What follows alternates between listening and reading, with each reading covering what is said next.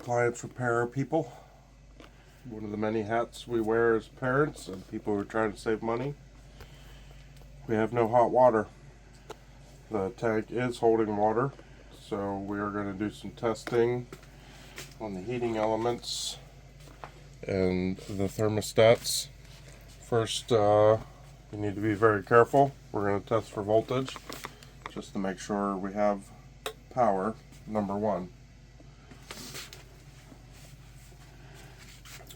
So we get our handy voltmeter, set to AC volts. We're going to come up here, make sure.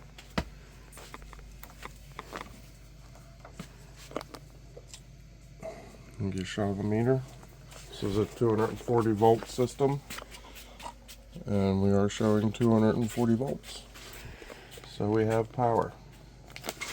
At the top, we'll come down here to the bottom, make sure we have power at the bottom.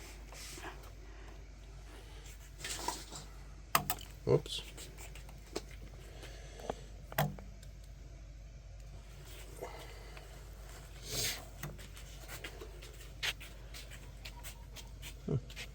Only 6. There we go. 120. 120. So we are good with voltage. Before you proceed any further, we're going to turn power off so nobody gets hurt. Because now we have to unhook some wires and do some continuity tests. We're going to go to the breaker and turn it off.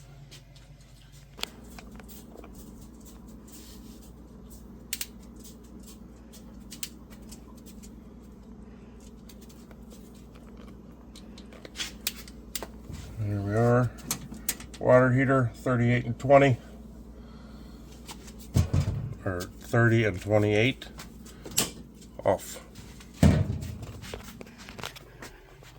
And just to double check,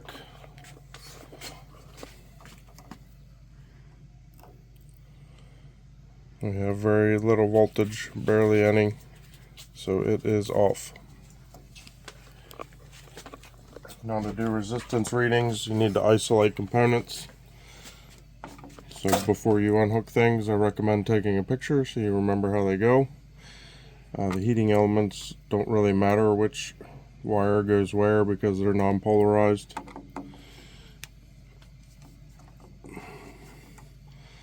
So we'll just loosen that, pull that wire out. Do you know where it goes? Yes, I do. Okay.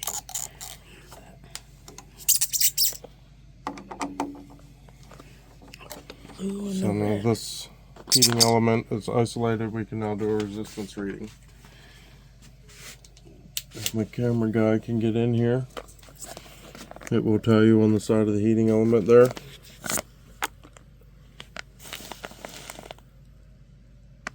The wattage and the voltage. If you do Ohm's law, which is volts squared divided by watts, it'll give you your resistance reading. 240 times 240, I believe, is 57,600. Divided by 4,500 is 12.6 ohms. So you get your multimeter in ohms. You double check to make sure it works, touching the leads together. And you just go screw to screw, and this should be 12.6 ohms.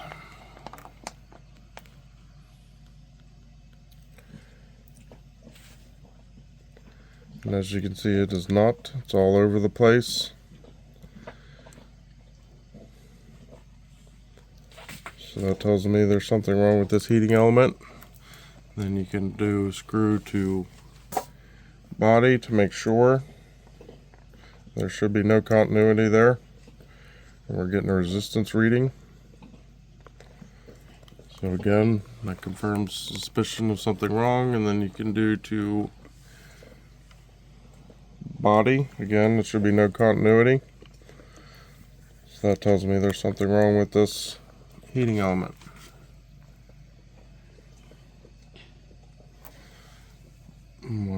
heating elements. We'll come down here and check the bottom one.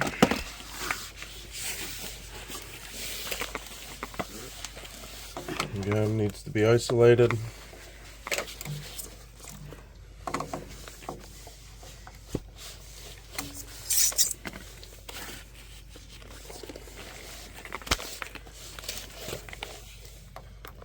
Screw to screw.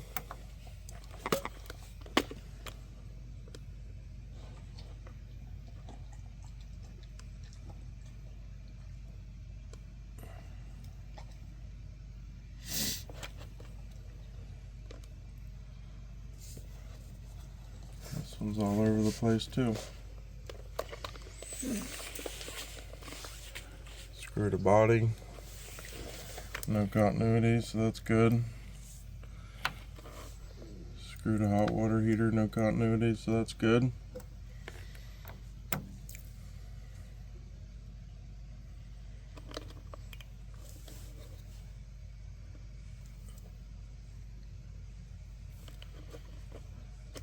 That's a pressure tank.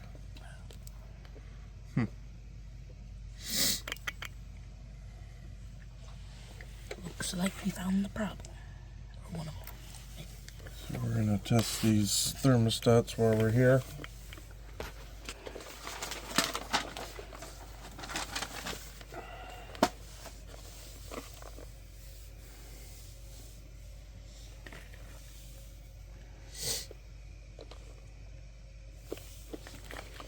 Again, they need to be isolated.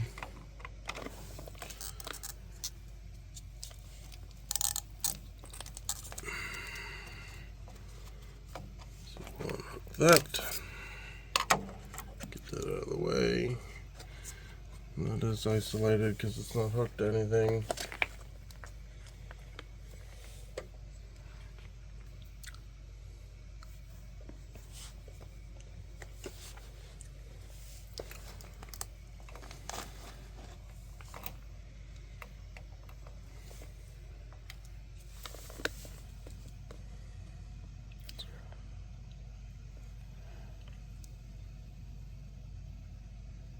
So we know this water inside this tank is not up to temperature. So when you're doing a test like this, the common lead to the power lead, it should be 0 ohms because we know it's below water temperature. If it was above water temperature, it would be the opposite. You'd want no continuity. So that thermostat checks out okay. In there like it's supposed to be.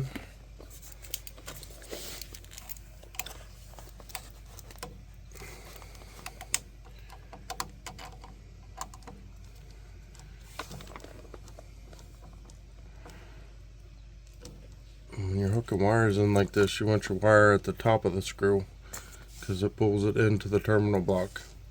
If you put it at the bottom and you're screwing it in clockwise, it'll push it out. When you're doing electrical connections, you want to make sure they're tight, no matter what it is. So let's test this upper thermostat in the same manner. It needs to be isolated. So let's unhook some stuff. Lay that to the side. Pull that guy out.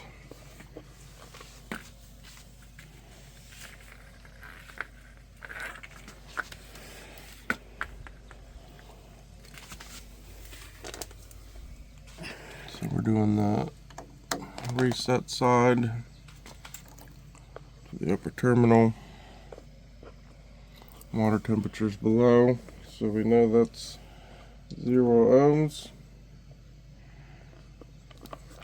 We'll test the other side as well.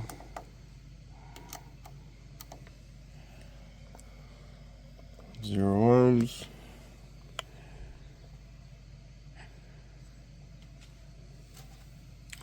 I think our thermostats are good.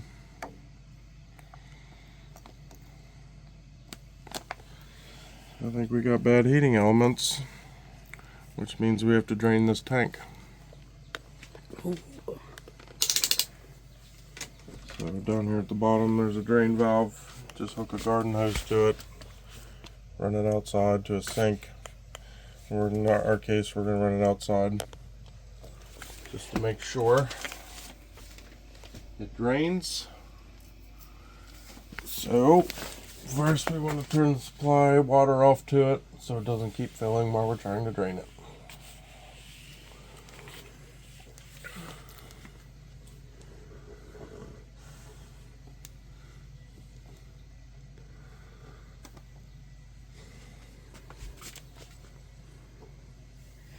Wow. This is going to take a while, so we'll be back. So now that we have our hose screwed in, I think now we're going to drain it. It also helps if you open the hot water on a faucet somewhere, just so it can pull vacuum. It'll drain a little faster for you.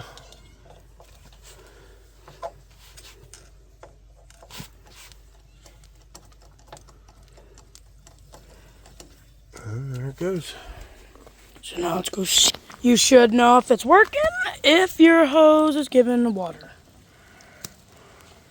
So now we're going to head back in. There's Ozzy.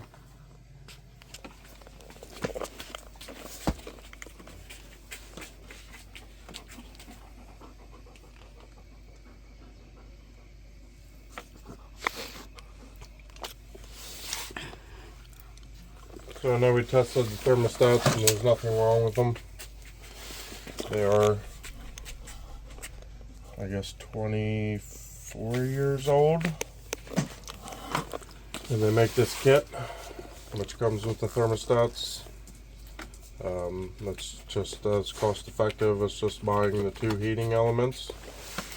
When you buy the kit, you get the thermostats, so while we're in here, I might as well just replace them. So hopefully I don't have to come back in here for a while. So while it's draining, I'll put these thermostats in.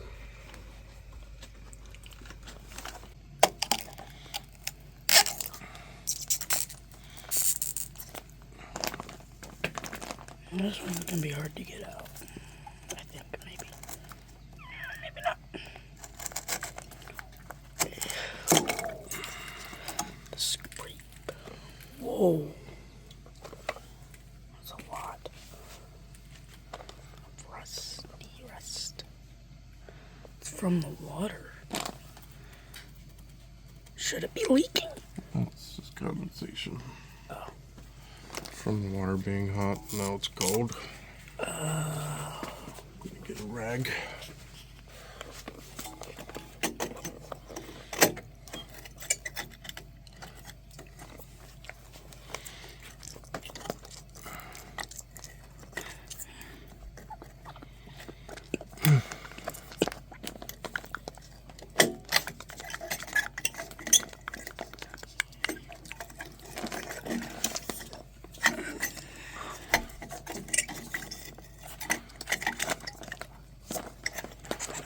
I've gotten it stuck.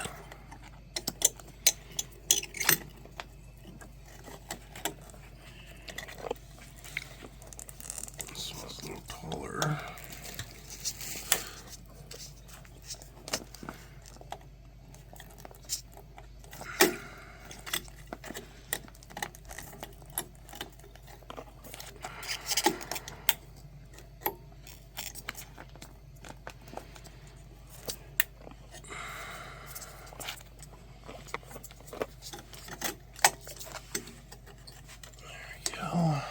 Ouch.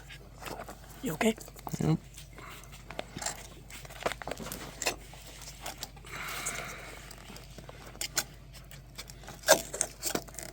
Okay.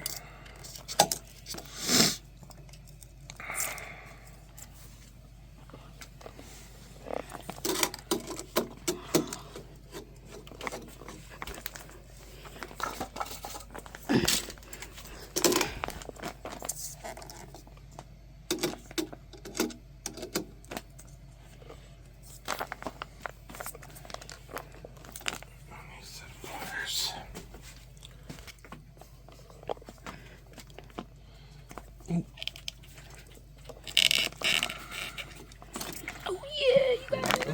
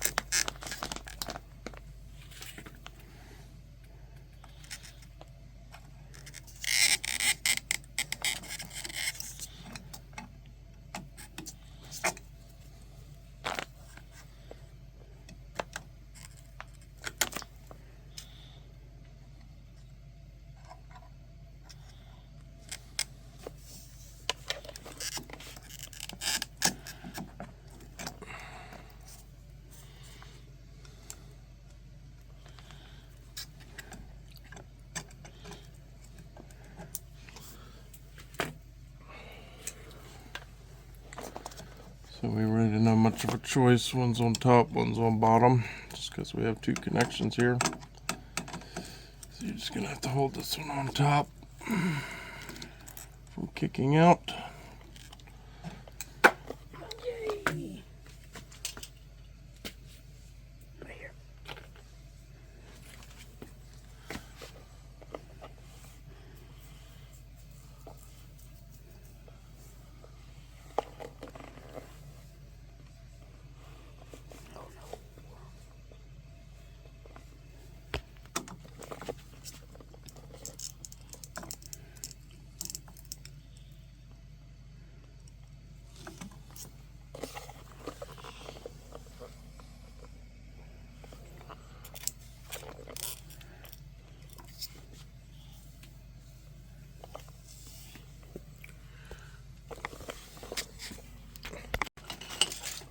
I think it's been long enough.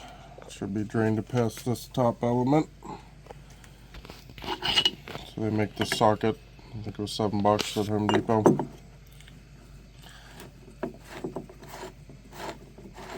And it just unthreads.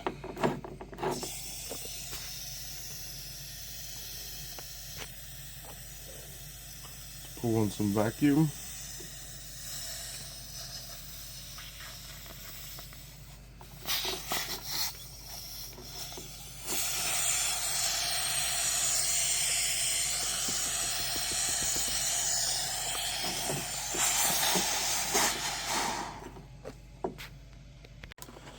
Alright, we're back. Took a while, but it's all drained. So we're going to put the upper element in. Comes with a new gasket.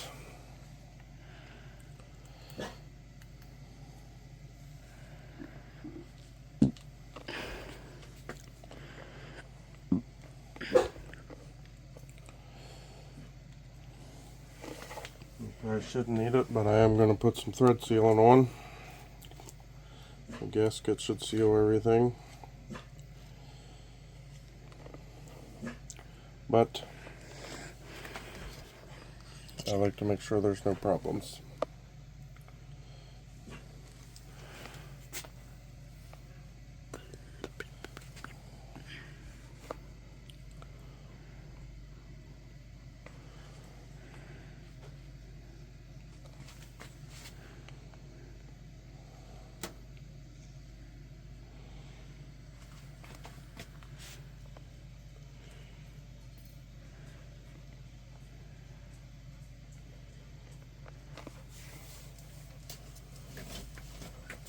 Like that.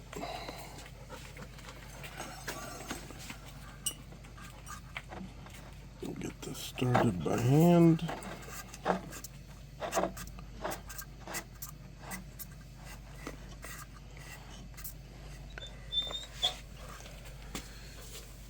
And you don't need to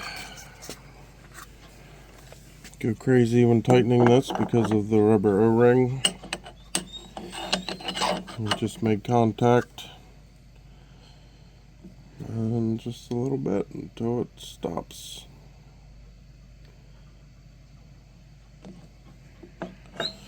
up.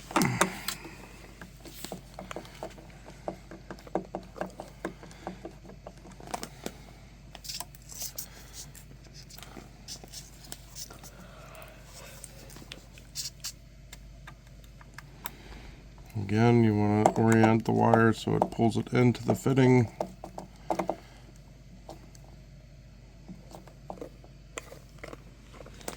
Just like that.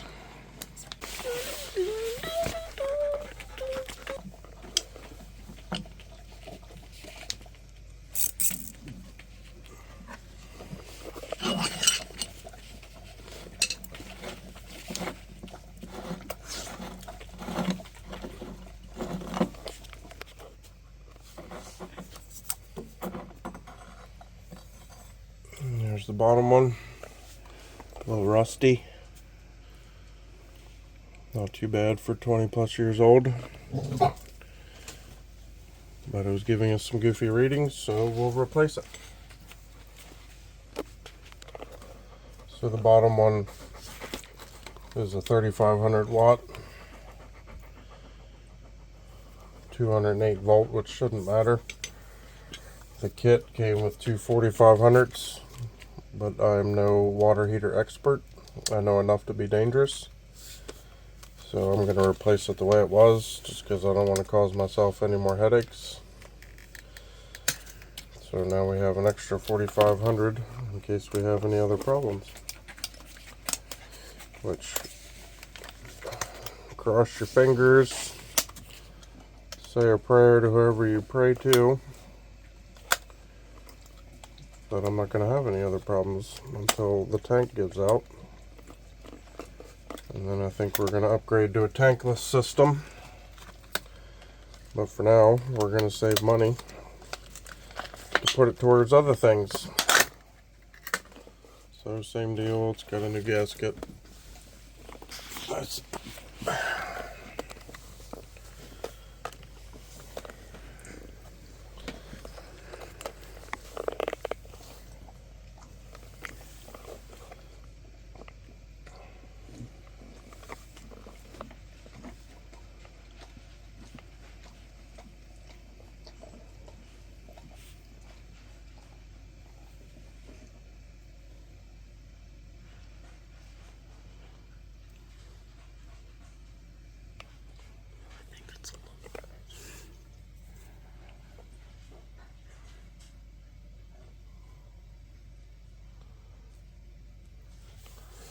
There we go.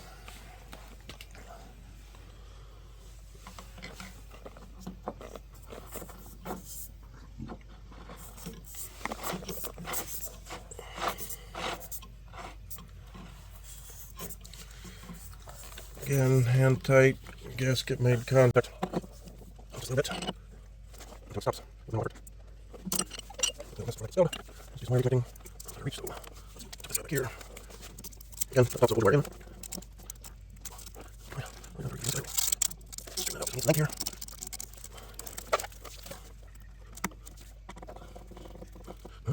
You're hooked up. Tight. Tight. 220. Light screwdriver is where? Right here. We're going to close this valve because it's time to fill. And I will say this, while your tank is filling, you want to run all of your faucets until there's no more air in the system, because if there's an air bubble inside this tank around your heating elements and you put power to them, it's going to instantly fry your new heating elements. So you want to make sure that there is no air inside this tank. Should I go turn all of them on? Let's turn the water on first. This one's open, so is the kitchen faucet. We need the bathrooms and stuff. So we'll come back up here to our supply. And here comes the water. Whoa.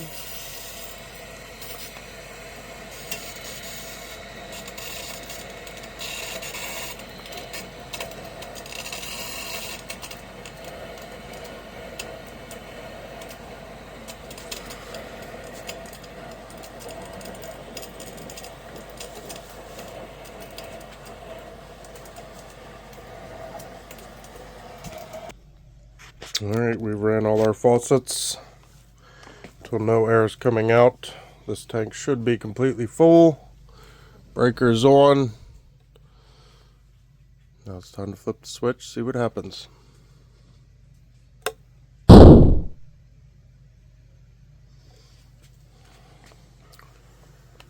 Oh, I hear a heating element.